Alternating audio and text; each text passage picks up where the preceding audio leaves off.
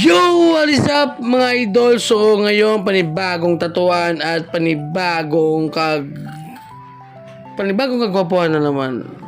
So yung tatuan natin ngayon yung tattoo pala natin ngayon is cover up tattoo mga idol, no? So shout out nga pala sa ating client na si Boss Idol Lan. So syempre sabi niya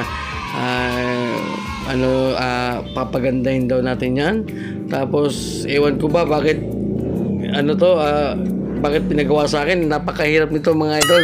Kaya yun, wala tayong magagawa kasi nga yung mga idol nag-inquire hindi naman nagsabi na cover up. So yun, pagdating na ng tatuan, so nakita ko cover up pala. So yun, kaya ginawa na natin ng paraan mga idol, no? So syempre respect pa din sa old artist. So yun, kaya kinaber natin yan, tapos freehan yung armband. So yung pinarent natin dyan is yung compass lang, si Boss Idol Lance. So natapos na pala tayo mga idol. So ang bilis ng ating video mga idol.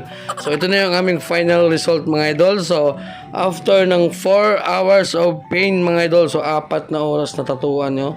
So yan yung aming final result. So kung titingnan ninyo mga idol, napakaangas na yan mga idol, diba? Talagang gumanda na yan at very satisfied ng ating client. At sabi pa nga niya yun nga, akala niya hindi na makakover pero nakakover pa din natin yan, no? So yun lang mga idol, God bless.